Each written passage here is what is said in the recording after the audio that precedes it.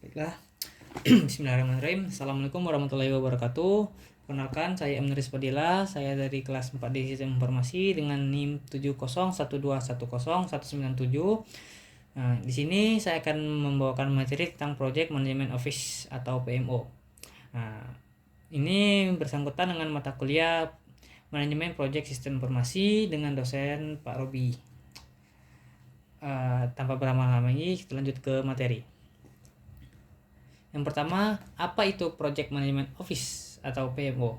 Nah, PMO menurut Wright, PMO adalah sebuah tim atau departemen internal maupun eksternal yang membuat dan menjaga standar manajemen proyek di satu perusahaan. Sedangkan menurut PMBOK Guild adalah sebuah struktur dalam manajemen yang melakukan standarisasi proses yang terkait dengan proyek dan melakukan koordinasi dalam menggunakan sumber daya, metodologi, tools, dan teknik. Jadi PMO adalah sebuah departemen atau kelompok dalam organisasi yang bertanggung jawab dalam mengelola dan mengkoordinasikan proyek-proyek yang ada di dalam perusahaan.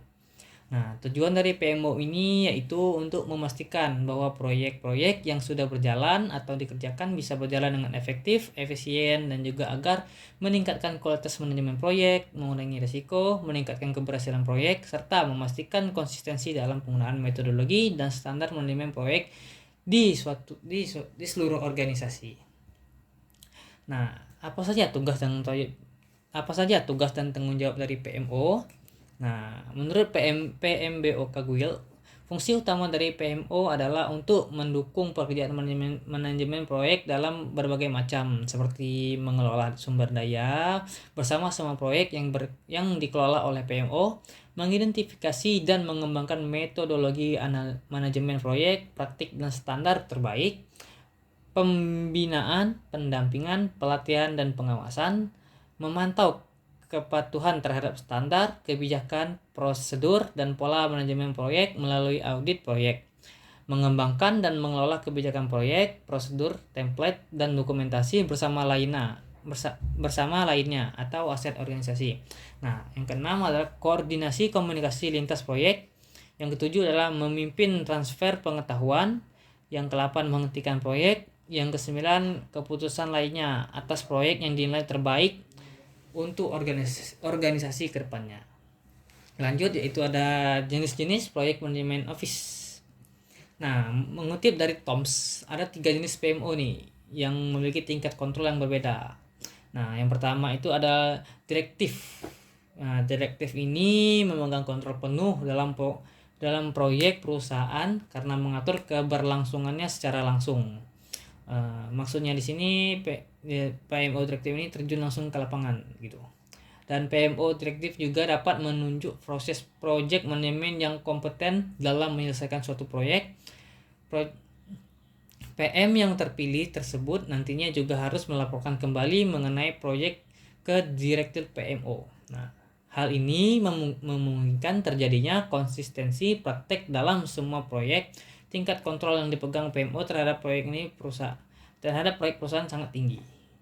Nah, yang kedua adalah supportive atau support. Nah, PMO di sini mengambil peran sebagai konsultan terhadap proyek yang dilakukan perusahaan melalui pemberian pelatihan hingga akses informasi. Seperti dalam penyediaan template, best practice, pelatihan, akses terhadap informasi, dan lesson learning dalam proyek-proyek lain. Nah, proses PMO tipe ini bertindak sebagai tempat penyimpanan informasi dengan tingkat pengawasan yang lemah terhadap proyek. Nah, tingkat kontrol supporter ini bisa tergolong cukup rendah. Nah, yang ketiga adalah controlling. PMO jenis ini memberikan bantuan sambil memastikan bahwa setiap karyawan menggunakan tools, standar, serta proses pengerjaan proyek yang telah diberikan. PMO controlling memberikan dukungan dan memberi syarat pemenuhan melalui berbagai arti. Pemenuhan dapat mencakup adopsi metodologi dan framework manajemen proyek, penggunaan spesifik template, format dan alat atau kesesuaian dengan tata laksana. Tingkat kontrol jenis PMO ini terhadap proyek berperusahaan tergolong sedang. Nah, jadi bisa kita kategorikan menurut tingkat kontrol. Yang pertama itu ada direktif, yang kedua ada controlling, dan ketiga ada supportive. Nah, mungkin sekian materi yang dapat saya jelaskan. Jika ada kurang, saya mohon maaf. Assalamualaikum warahmatullahi wabarakatuh.